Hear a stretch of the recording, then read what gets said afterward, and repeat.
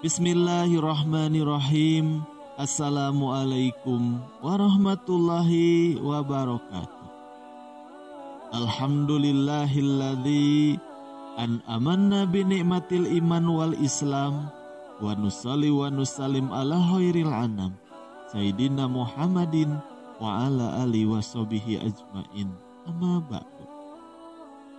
Puji beserta syukur marilah kita panjatkan kepada Allah Subhanahu wa Ta'ala yang telah memberikan beribu-ribu nikmat.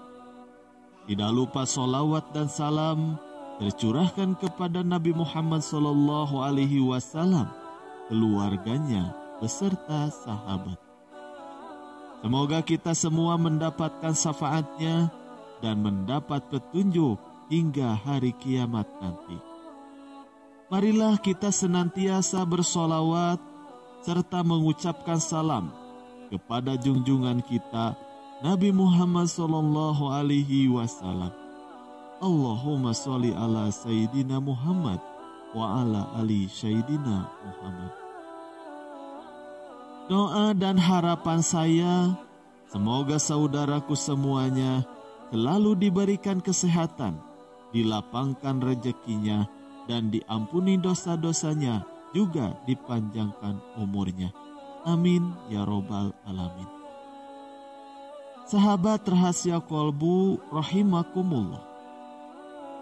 Selama ini mungkin kita berpendapat bahwa yang meninggal itu tidak akan merasakan sakit ketika jasadnya dimandikan. Padahal saat jasadnya dimandikan tersebut, mayit tersebut menjerit kesakitan. Diceritakan oleh Sayyidina Aisyah, ketika itu ia tengah menunggu suaminya Rasulullah Shallallahu Alaihi Wasallam kembali ke rumah. Ketika Rasulullah tiba, ia mengucapkan salam dan kemudian berdiri untuk menyambut sang Nabi kecintaan Allah tersebut. Duduklah di tempatmu, tidak usah berdiri wahai Ummul Mukminin. Begitu ucap Rasulullah Shallallahu Alaihi Wasallam. Rasulullah Shallallahu Alaihi Wasallam kemudian turut duduk bersama Aisyah dan kemudian beliau meletakkan kepalanya di atas pangkuan istrinya tersebut.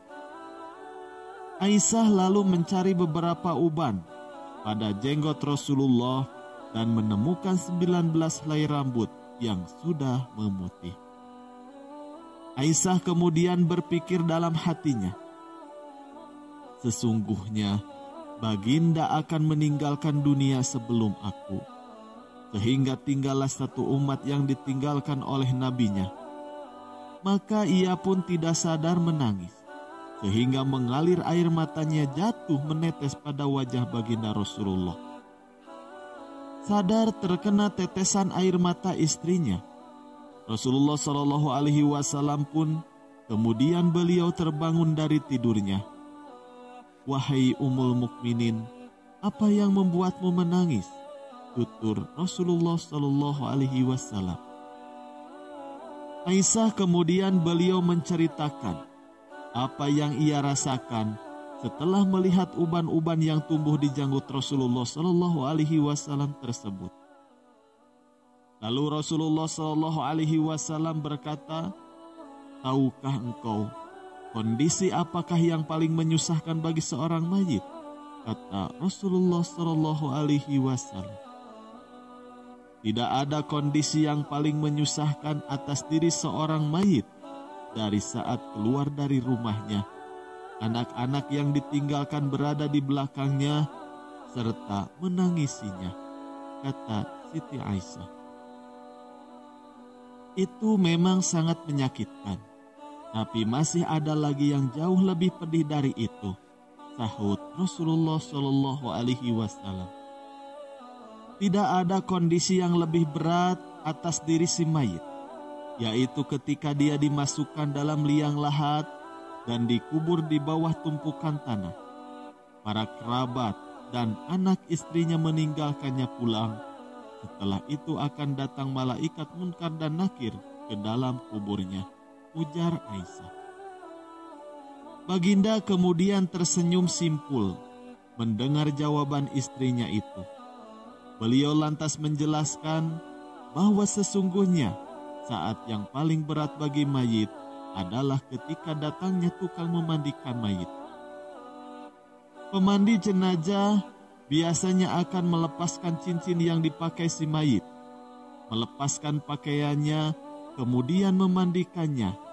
Saat itu, ruh akan menjerit kuat, di mana suaranya dapat didengar oleh seluruh makhluk kecuali jin dan manusia. Apa yang diserukan oleh ruh itu, ya Rasulullah? Tanya Aisyah. Hai tukang memandikan, demi Allah, aku memohon kepadamu agar engkau mencopot pakaianku dengan pelan-pelan. Karena sesungguhnya saat ini aku sedang istirahat dari sakitnya pencabutan nyawa dari malaikat maut. Begitu ungkap Rasulullah Shallallahu Alaihi Wasallam. Aisyah, beliau kemudian semakin penasaran. Lalu apa yang diserukan lagi oleh ruh? Tanya Aisyah lagi. Hai tukang memandikan, demi Allah, jangan engkau tuangkan air panas, jangan engkau gunakan air panas, dan jangan pula air yang dingin. Sesungguhnya jasadku telah terbakar sebab dicabutnya nyawa. Kata Rasulullah Shallallahu Alaihi Wasallam. Lalu ketika dimandikan, apa yang diserukan oleh ruh itu? Tanya Aisyah lagi. Dan ketika jasad dimandikan, ruh itu berkata, demi Allah, hai tukang memandikan, janganlah engkau pegang diriku terlalu kuat.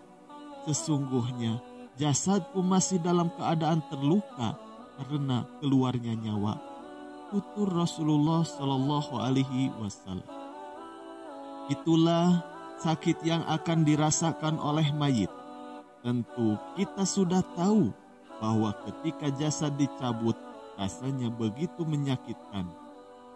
Bahkan Rasulullah Shallallahu Alaihi Wasallam pun merasakan hal yang sama dan bekasnya masih terasa hingga saat dimandikan. Jadi, bagi Anda yang suka memandikan jenazah, dengarlah jeritan ruh dan lebih berhati-hati dalam memandikan jenazah agar mereka tidak kesakitan. Wallahu a'lam bishawab. Sekian yang bisa kami bagikan kali ini. Semoga bermanfaat. Wabillahi taufik wal hidayah. Wassalamualaikum warahmatullahi wabarakatuh.